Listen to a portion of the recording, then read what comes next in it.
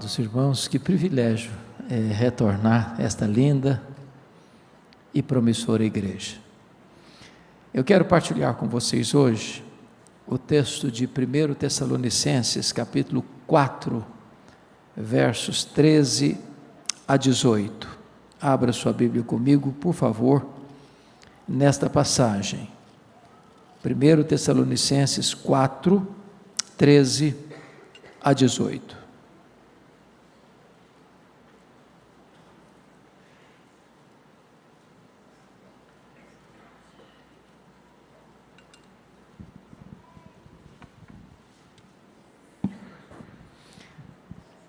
Esse texto diz o seguinte: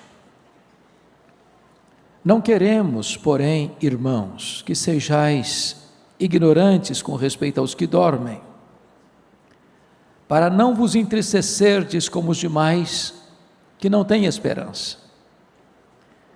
Pois se cremos que Jesus morreu e ressuscitou, assim também Deus, mediante Jesus, trará em sua companhia os que dormem.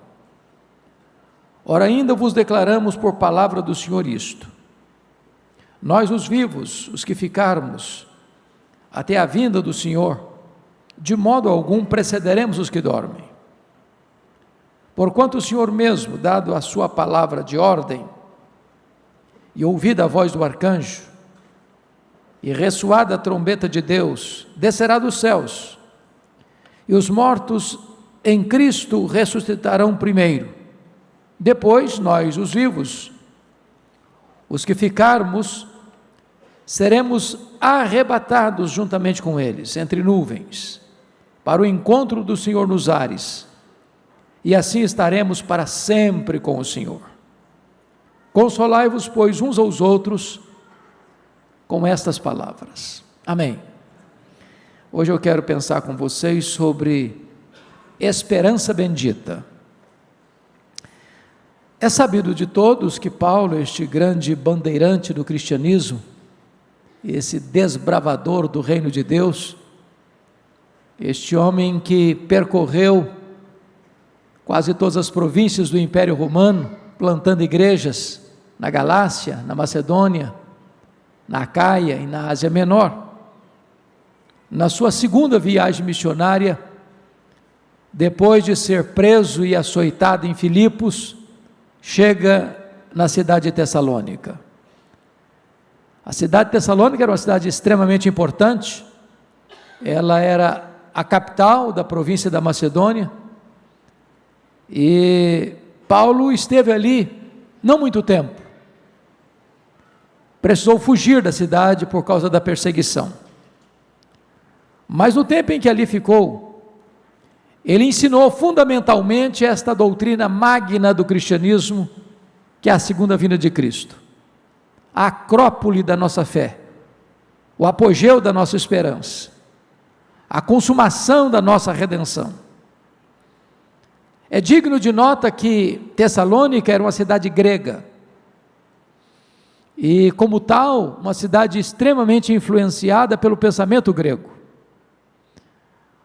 Vocês bem sabem que o Império Romano dominou o mundo, depois da decadência do Império Grego, com a morte precoce de Alexandre o Grande. Embora Roma tenha dominado o mundo politicamente, Roma nunca dominou o mundo das ideias. O pensamento grego prevaleceu. E um dos pilares do pensamento grego era o que nós chamamos de dualismo. Os gregos acreditavam que a matéria que você pega, tange, toca, é essencialmente má. Para eles, o espírito era essencialmente bom. Desta maneira, os gregos negavam as doutrinas principais do cristianismo. Por exemplo, eles negavam a criação, porque se a criação é tangível, é tocável, é material, é física, e se na cabeça deles a matéria era má, então um Deus bom não pode criar algo mal. Então negavam a doutrina da criação. Eles negavam também a doutrina da encarnação, porque eles não podiam imaginar que, sendo Deus perfeito, poderia assumir um corpo físico material, porque na cabeça deles, tudo que era material era mal.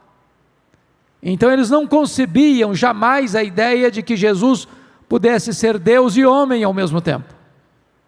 Mas mais, os gregos não acreditavam na ressurreição.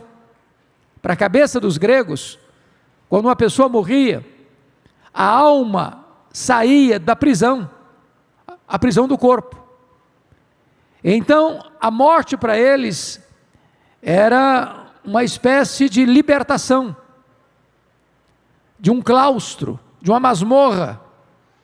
E na cabeça deles, pensar na ressurreição, daquela alma que foi liberta na morte, voltar e existir novamente, ainda que noutra dimensão, era uma coisa impensável. Então eles negavam a doutrina da ressurreição. Qual o problema disso? É que esse pensamento passou a invadir a igreja. E em vez da igreja influenciar o mundo estava influenciando a igreja. E em vez da igreja transformar a mentalidade das pessoas com a verdade do evangelho, era a filosofia dos gregos que estava entrando para dentro da igreja, influenciando os crentes. Esse mesmo problema, por exemplo, existiu na igreja de Corinto. E Paulo trata disso no capítulo 15 da primeira carta. Quando alguns dos crentes da igreja de Corinto, embora acreditando na ressurreição de Cristo, estavam questionando a possibilidade dos crentes ressuscitarem. E Paulo precisa escrever um longo capítulo, o mais longo texto da Bíblia sobre a ressurreição, para explicar isso. Ou seja, é impossível você crer que Jesus ressuscitou e não crer que os mortos ressuscitarão. Porque se Cristo ressuscitou, os mortos ressuscitarão. Se Cristo não ressuscitou, os mortos não ressuscitarão. Mas de fato Cristo ressuscitou, sendo as primícias dos que dormem. Então o que estava acontecendo aqui? Quando chegava um momento doloroso da partida de um crente, a morte de um crente, o funeral daquele crente era um funeral desesperador, porque eles não tinham esperança. Para eles a morte era o fim, para eles a morte tinha a palavra final, para eles o túmulo é o último endereço, para eles não tinha esperança do amanhã, do futuro, da eternidade, da ressurreição. Então esse é o pano de fundo que tem aqui nesse texto. Paulo está escrevendo esta passagem do ponto de vista pastoral, em virtude da angústia, da falta de consolo, da ausência de esperança que estava existindo naqueles crentes, dizendo o seguinte: eu não quero que vocês vivam como aqueles que não têm esperança. Vocês podem ter esperança, vocês precisam ter esperança, e a mensagem do evangelho que retrata esta esperança bendita é uma fonte inesgotável de consolo. E agora Paulo, depois de instruí-los, passa a exortá-los, dizendo o seguinte: olha, em vez de vocês serem portadores de desesperança, eu quero que todos vocês se transformem em canais de consolo. Consolai-vos, pois, uns aos outros, com essas palavras. Bom, então, eu gostaria que você olhasse comigo algumas coisas no texto que estamos considerando, até porque as dúvidas ainda permanecem nos nossos dias. Por exemplo, nem todas as pessoas entendem a mesma coisa acerca destes fatos do futuro. Algumas pessoas pensam que morreu, acabou, que o homem é só matéria. Assim pensam os materialistas, assim pensam os existencialistas. Não tem dimensão eterna, não tem dimensão do futuro, não tem dimensão de eternidade.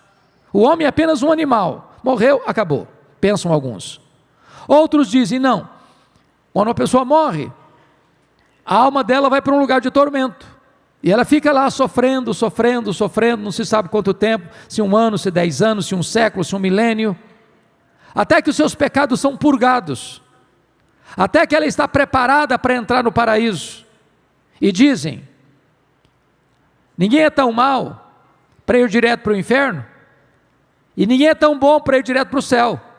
Então é preciso passar por um estágio de purificação. Se batizou isso de purgatório. Há outras pessoas dizem não, quando a pessoa morre, desencarna e reencarna, morre, desencarna e reencarna, morre, desencarna e reencarna, num processo contínuo, não se sabe até quando. Em outras palavras, parece-nos que todas essas vertentes não oferecem para o ser humano consolo, esperança. Outros, no nosso contexto, ainda perguntam, pastor, o que acontece quando um crente morre?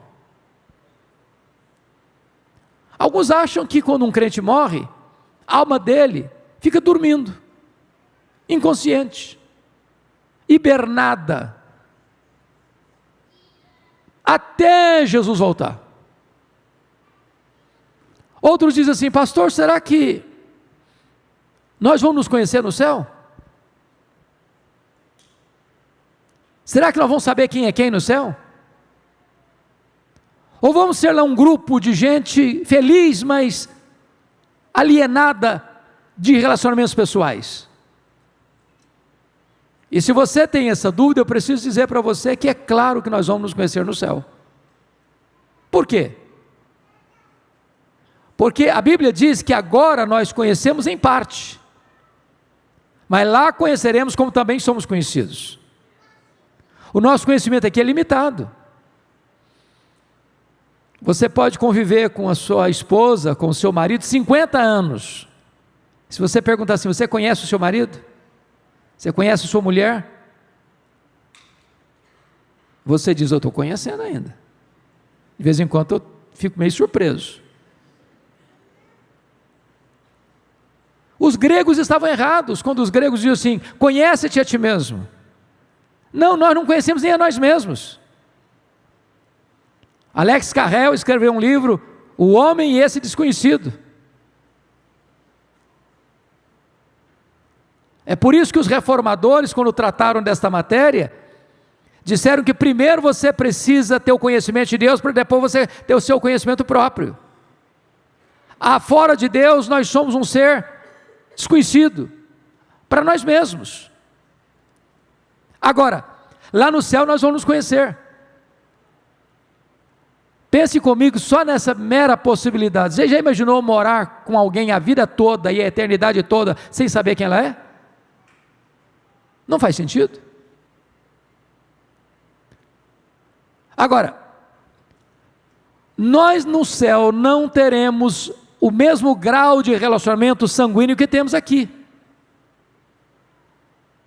Em outras palavras, lá nós não vamos nos reunir como pai, mãe, marido, mulher, filhos, netos, num núcleo familiar distinto dos demais.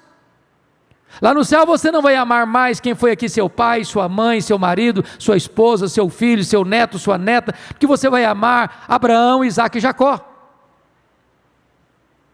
Porque você vai amar Moisés, Josué e Samuel, do que Paulo, Pedro e Tiago. Lá nós seremos uma família só, um rebanho só, um povo só. Outra coisa importante a entender é que lá no céu não vamos ter mais os mesmos relacionamentos daqui, por exemplo. O casamento é algo sublime, os dois se tornam uma só carne, mas não existe casamento eterno, não existe a ideia casados para sempre, é casado até que a morte separa. Então aproveite o seu casamento aqui, porque lá não tem mais não. Alguém diz, ufa, até que enfim, né? Mas, que pena. Eu não sei qual é a sua reação. Bom, o que eu quero então trazer à luz desses textos agora, são algumas verdades. Aliás, preste atenção nisso. 5 verdades que eu quero destacar. Primeira verdade, é que as coisas do futuro não devam passar por especulação humana, nem mesmo especulação teológica. O que temos aqui é revelação de Deus. Olha o versículo 15. Ora, ainda vos declaramos por palavra do Senhor isto. Não é cogitação, não é especulação, não é uma teoria, não é uma corrente de pensamento, não é o que um teólogo elaborou com sua inteligência peregrina, com a sua capacidade teológica brilhante, não. Nós temos uma palavra de Deus, nós temos uma revelação de Deus, nós temos com toda e diáfana clareza o que Deus fala sobre o assunto, é revelação de Deus. Então não é cogitação humana. Isso é importante, queridos irmãos, para a gente não embarcar em ideias, em conceitos humanos, em ideias humanas, em filosofias humanas, em teorias humanas, em especulações humanas. Temos uma palavra de Deus sobre o assunto. A segunda coisa que esse texto retrata para nós, queridos, é a gloriosa verdade de que Jesus voltará, a parousia, a segunda vinda. Olha comigo, por gentileza, o versículo 16. Porquanto o Senhor mesmo, dada a sua palavra de ordem, ouvida a voz do arcanjo, ressoar a trombeta de Deus, descerá dos céus. Preste atenção nisso, Jesus voltará. Há mais profecias sobre a segunda vinda de Cristo na Bíblia do que sobre a primeira vinda. Todas as profecias acerca da primeira vinda do Senhor Jesus Cristo se cumpriram literal e rigorosamente, sem passar um tio. Todas as profecias acerca da segunda vinda se cumpriram, estão se cumprindo e hão de se cumprir rigorosa e literalmente. Ele voltará. E como ele voltará? Primeiramente, ele voltará pessoalmente. Lá em Atos 1:11, lá no Monte das Oliveiras, quando Jesus está ascendendo aos céus, entre nuvens, o anjo perguntou para os discípulos: por que estáis olhando para as alturas? Este mesmo Jesus que viste subir, descerá dos céus.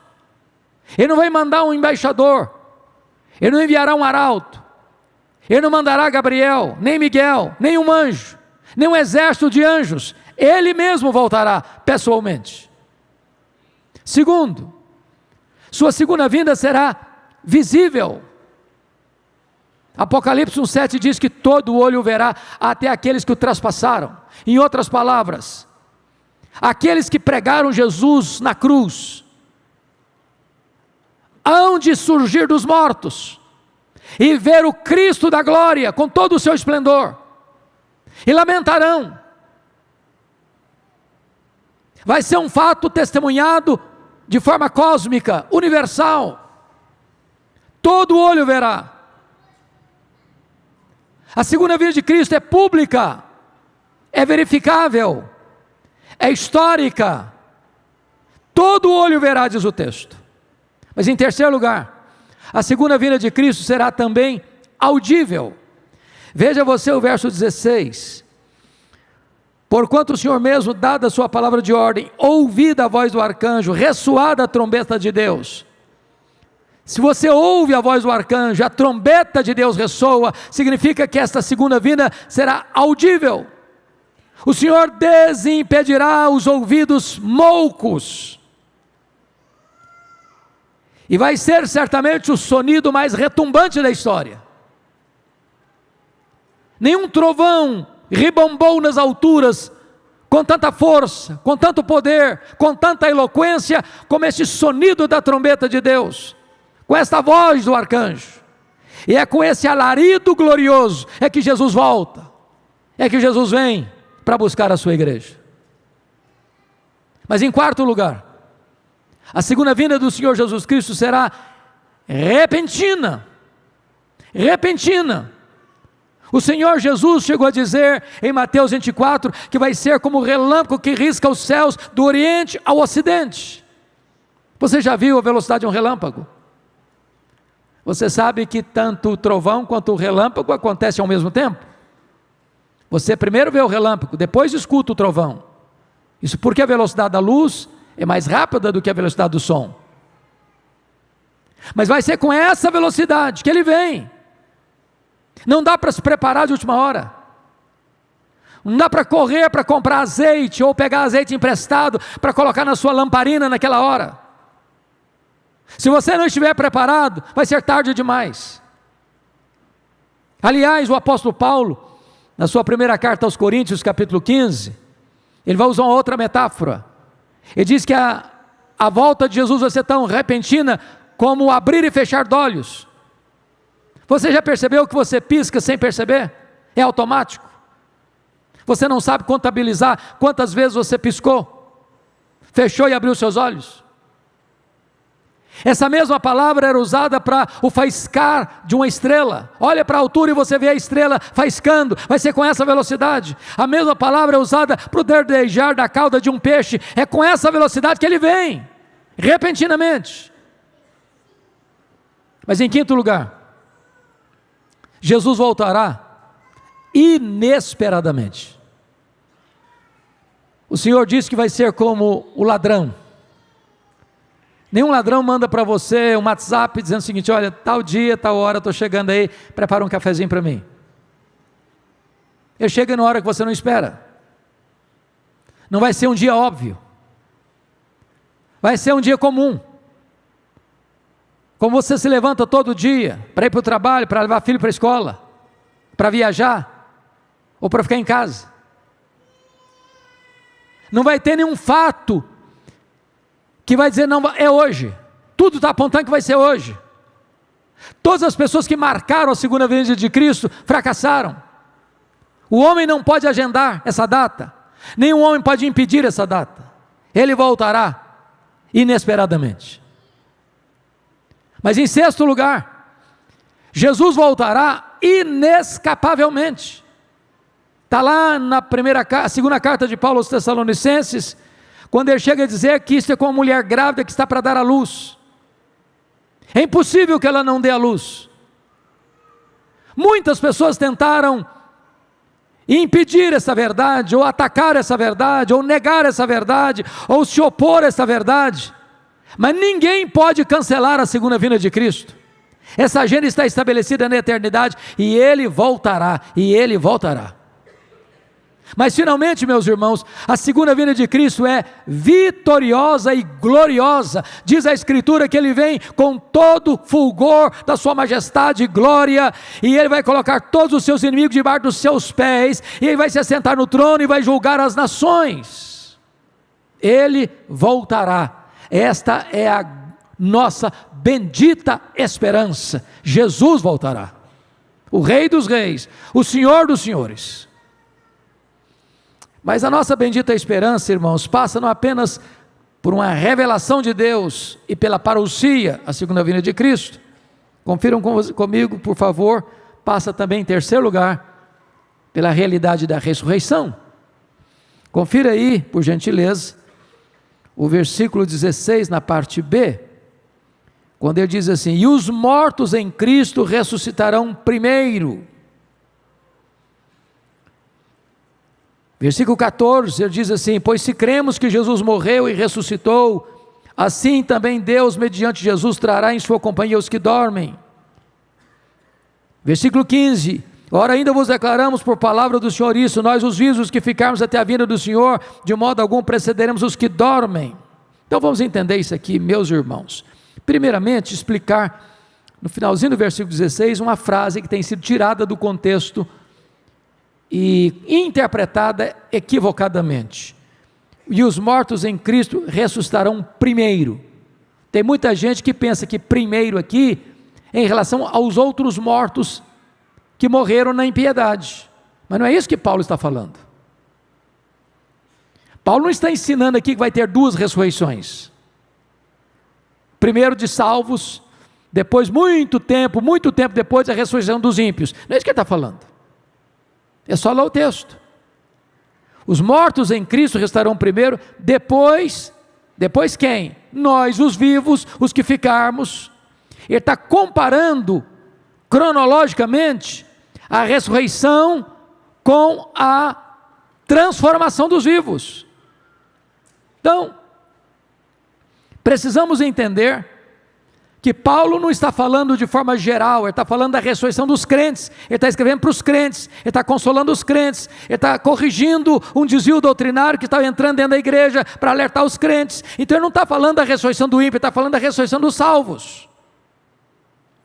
Agora, a ressurreição vai acontecer num único dia, está lá em João 5, 28 e 29. E todos ouvirão a sua voz, e sairão dos túmulos, uns para a ressurreição da vida, outros para a ressurreição do juízo. Agora me permita dizer isso aqui. A morte para um cristão, embora dolorosa para quem fica, não é uma tragédia para quem vai. Um crente, ao morrer, não está em prejuízo em nada em relação aos que permanecem vivos. E por que não? Primeiro, porque quando o crente morre, diz a Bíblia lá em Hebreus, que o seu espírito é imediatamente aperfeiçoado para entrar na glória. Segundo, está escrito lá em 2 Coríntios 5:8, que morrer é deixar o corpo e habitar com o Senhor. Terceiro, Filipenses 1:23 diz que morrer é partir para estar com Cristo, que é incomparavelmente melhor. Quando Jesus Cristo morreu na cruz, a última palavra dele na cruz foi esta: Pai, nas tuas mãos eu entrego o meu espírito. Mas a segunda palavra de Jesus na cruz foi dirigida ao ladrão à sua direita, que se arrependeu em tempo oportuno, e pediu a Jesus: lembra-te de mim quando entrares no teu reino. E Jesus diz: em verdade te digo que hoje mesmo estarás comigo no paraíso. Mas o corpo de Jesus foi sepultado. Mas antes, ao morrer, ele diz: Pai, nas tuas mãos eu entrego o meu espírito. Portanto, o paraíso não é a sepultura. O paraíso é a casa do Pai, é o céu, é a nova Jerusalém. É o lugar onde nós reinaremos com Cristo eternamente. Então, quando um crente morre, imediatamente a sua alma vai para o céu, já começa a desfrutar as venturas do céu. Entendamos isso. Nós não somos um corpo que tem uma alma, nós somos uma alma que tem um corpo. O nosso corpo não sobrevive sem a alma. Ele foi feito pó, é pó, volta ao pó. Mas a nossa alma sobrevive sem o corpo. Muito embora quando um crente morre e a sua alma é levada ao céu e glorificada, ainda não é a fase final da glorificação. Nós chamamos isso de período intermediário, porque o corpo está na sepultura, aguardando a segunda vinda de Cristo para ressuscitar. Então, o que acontecerá no dia que Jesus voltar? Paulo diz: os mortos em Cristo ressuscitarão primeiro, depois nós os vivos, os que ficarmos, seremos transformados e arrebatados para encontrar o Senhor Jesus nos ares, e assim estaremos para sempre com o Senhor. Então, notem isso aqui, meus amados irmãos, que quando Jesus voltar, todas as pessoas que estão lá no céu, desde Abel, o primeiro homem a morrer, todas aquelas almas que estão lá no céu em glória, voltarão com ele nesse grande cortejo. Esse grande séquito voltará com ele em glória. Como o corpo do crente ressuscita primeiro do que o crente vivo será transformado, então aquele corpo que brota da terra vai se unir àquela alma que desceu do céu e se juntar, e aí sim, glorificação completa, e nós estaremos então para sempre com o Senhor. A pergunta é: como é que vai ser esse corpo da ressurreição? Me permita dizer isso. Esse corpo da ressurreição vai ter continuidade e descontinuidade. Eu explico. Por exemplo, se morrer o José da Silva não é o Antônio Pereira que vai ressuscitar, é o José da Silva.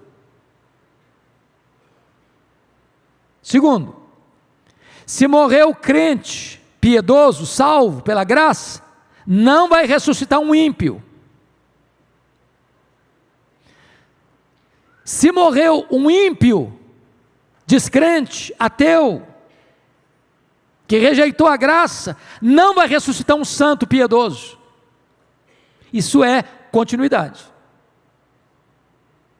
A morte não é um varinho de condão que muda ninguém. Quando os mortos ressuscitarem, uns ressuscitarão para a ressurreição da vida, outros ressuscitarão para a ressurreição do juízo, da condenação eterna. Uns ouvirão do Senhor Jesus: vinde, benditos de meu Pai, entre na posse do reino, que vos está preparado desde a fundação do mundo. Outros escutarão: apartai-vos de mim, malditos, para o fogo eterno, preparado para o diabo e seus anjos. Mas como será então a descontinuidade? Paulo responde esta pergunta lá em 1 Coríntios 15. Ele diz o seguinte: semeia-se corpo corruptível, ressuscita-se corpo incorruptível. Sabe o que significa isso? Esse corpo nosso fica cansado, fica enrugado, fica doente, fica velho, fica caquético. Ninguém contorna a influência do tempo. A gente dá alguns jeitinhos paliativos, né? Um bom cosmético, uma boa cirurgia plástica, mas depois não tem mais jeito. Ainda que Pitangui ressuscitasse dentre os mortos. Mas o corpo da ressurreição, presta atenção nisso, jamais vai brigar nem com o espelho, nem com a balança. Não vai ficar doente, não vai ficar cansado, não vai ficar velho, não vai ficar estressado, não vai ter depressão, não vai ter doença, não vai ter defeito físico. Segundo, esse corpo semeia-se em desonra, ressuscita-se em glória. Meus amados irmãos, nós pastores sobretudo, que temos uma lida mais intensa de visitação hospitalar, de conhecer o drama de pessoas que estão doentes, enfermas, talvez há anos. Eu tive uma ovelha que ficou 14 anos em coma. O drama da família. Já visitei ovelhas que parecia que o corpo foi enrugando, encolhendo, e só tinha pele e osso. E parece-nos que a enfermidade foi maltratando, foi espancando, foi machucando, foi ferindo, foi desonrando aquela pessoa. Quando você joga essa semente na sepultura, o corpo está desonrado, mas o corpo que vai brotar daí é um corpo glorioso, que vai brilhar como o sol no seu fulgor. Paulo responde assim: semeia-se em fraqueza, ressuscita-se em poder. Irmãos, quantas vezes o corpo já está tão surrado pela enfermidade, que ele está completamente desprovido de força, para sequer levantar uma mão, para se tomar um copo d'água, para se levar uma colher de comida na boca. Mas o corpo que vai ressuscitar é um corpo poderoso, semelhante ao corpo da glória do Senhor Jesus, que entrava numa casa com a porta fechada, sem ninguém abrir, que saía de Jerusalém e aparecia lá na Galileia, 153 quilômetros, sem precisar percorrer o trecho, que retornou para o céu entre nuvens. Assim será o corpo da ressurreição. A Bíblia chega a dizer, lá em Filipenses 3, que o nosso corpo será semelhante ao corpo da glória do Senhor Jesus. Esse será o corpo da ressurreição. Isso não é cogitação, isso não é teoria, isso não é pensamento humano, isso não é consolo barato, isso não é sugestionamento psicológico, Isso é revelação de Deus, que fala e a sua palavra nunca vai falhar. Mas me permita agora trazer a vocês, depois de falar da revelação, da parousia e da ressurreição, a quarta âncora da nossa esperança, que é o arrebatamento. Olha o verso 17 comigo. Depois nós os vivos, os que ficarmos, seremos arrebatados juntamente com eles, entre nuvens. Vamos entender isso aqui, queridos irmãos. A palavra arrebatamento não tem o mesmo entendimento e nem o mesmo consenso entre os cristãos. Tem muita gente que fala, quando fala em arrebatamento, ele pensa o seguinte: ele entende que arrebatamento vai ser uma coisa invisível, quando Jesus volta invisivelmente, e de repente, algumas pessoas desaparecem, enquanto as outras ficam. Por exemplo, imagine que nós estamos aqui nesse auditório com algumas centenas de pessoas. Então esse arrebatamento seria o seguinte: Jesus viria invisivelmente, imagine vocês, 80% do auditório some daqui, sem explicação, misteriosamente, e os 20% que ficaram, ficam apavorados, onde estão, o que estão fazendo, por que está, e aí é aquela confusão. Imagine um avião a 3.000 metros de altura, com 200 passageiros, o piloto é arrebatado, o avião fica desgovernado. Será que é essa a ideia que a Bíblia traz de arrebatamento? E eu gostaria de, à luz desse texto, dizer para você que não é isso que Paulo está falando. Paulo está falando da segunda vinda. O que ele está dizendo é que quando Jesus voltar, pessoalmente, visivelmente, audivelmente, repentinamente, inesperadamente, inescapavelmente, vitoriosamente, gloriosamente, quando ele voltar, duas coisas vão acontecer. Primeiro, os mortos ressuscitam.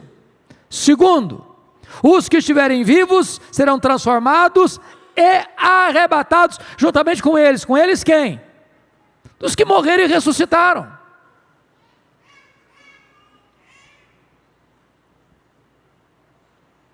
Então o arrebatamento não é algo secreto, distinto da segunda vinda, pessoal, visível.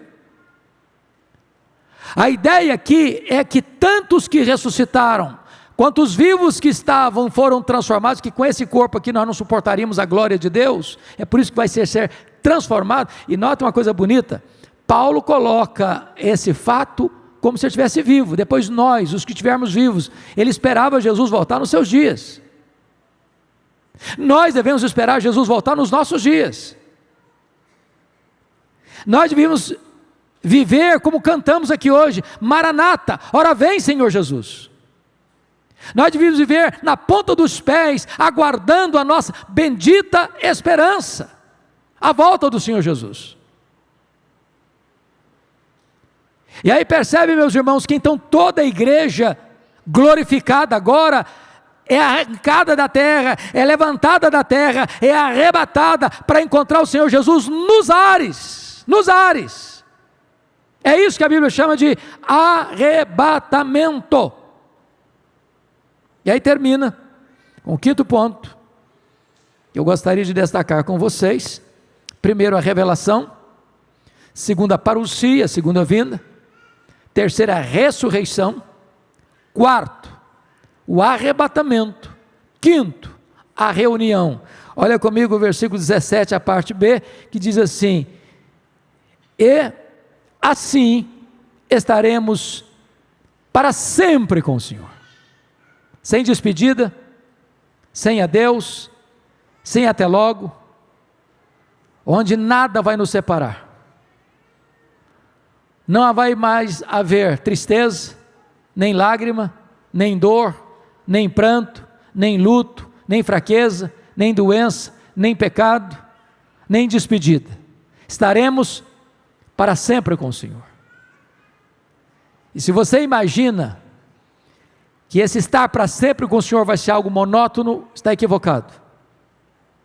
Nós desfrutaremos da glória dEle, nós fruiremos da presença dEle, nós serviremos a Ele, nós reinaremos com Ele, nós o conheceremos mais e mais e mais e mais e mais, e jamais haverá um tempo na eternidade que possamos dizer, já conheço tudo, não tem mais nada para conhecer, porque Ele é inesgotável em seu ser.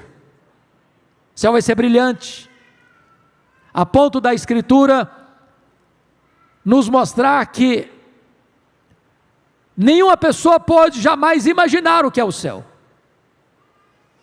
O apóstolo Paulo, que foi arrebatado até o terceiro céu, ao revelar essa experiência, dizia: eu escutei coisas que não é lícito ao homem referir.